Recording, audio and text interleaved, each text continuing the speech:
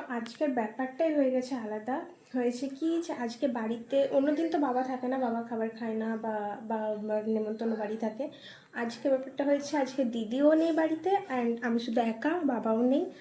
আমাকে একা রান্না করতে হবে। আমি 11টার সময় চান করতে গিয়েছি, এখন এই তো কিছুক্ষণ আগে আমি ফিরে এসেছি।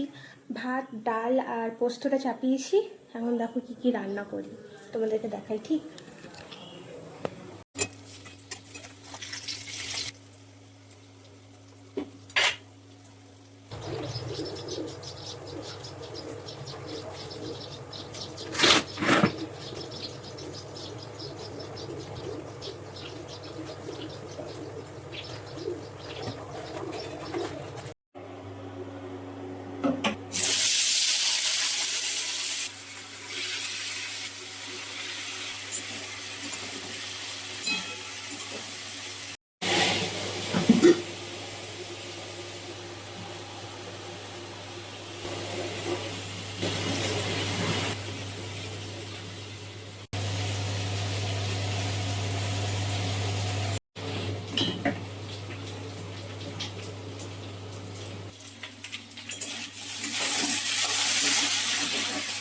হচ্ছে,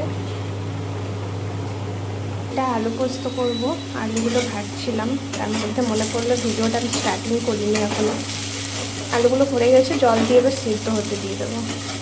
এগুলোকে ভেজে রেখেছি, আর টমেটো চাটনি, আর এটা নিম ভাজা হবে। আর এখানে ডাল সেদ্ধ হচ্ছে।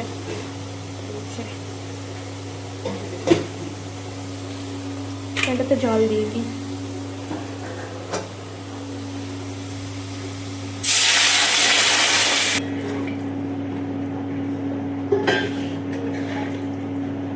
দেখতে এখন কিছুটা এরকম লাগছে, থাল দিয়ে ঢাকা দিয়ে দেবো। আসলে ব্যাপারটা এটা হয়েছে কি যে আমি তো খুব ভালো রান্না করতে জানি না। দিদি বাড়িতে থাকলেই কিছু স্পেশাল রান্না হয়, মাংস মাছ এইসবগুলো। আমি বাবাকে তার জন্য ফোন করে আগেই জিজ্ঞেস করে নিয়েছি, বাবা বাড়িতে তো দিদি থাকবে না, তো তুমি কিছু সিম্পলের মধ্যে বলো যেগুলো তুমি খেতে ঠিক লাগবে। তো বাবা বললো পোস্ত করে দে, ভাত ডালের নিম ভাজা করে দে। তো আমি ভাবলাম কি যে চাটনিটা তো আমি পারি, তো চাটনি করে দিই। আর এক্সট্রা আমি পনির বানিয়েছিলাম বাড়িরই, ওটা দুধ দিয়ে, মানে অনেকটা দুধ হচ্ছে এখন, দুধটা কেউ খাওয়ার নেই, তার জন্য আমি পনির বানিয়েছিলাম। ওই পনিরটা দিয়ে পোস্ত করছি, চাটনি, নিম ভাজা আর ডাল।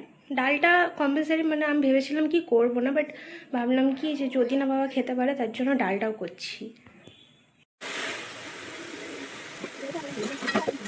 ভাত, ডাল, চাটনি, পনির পোস্ত, নিম ভাজা আর শসা, আজকের মেনু এটাই।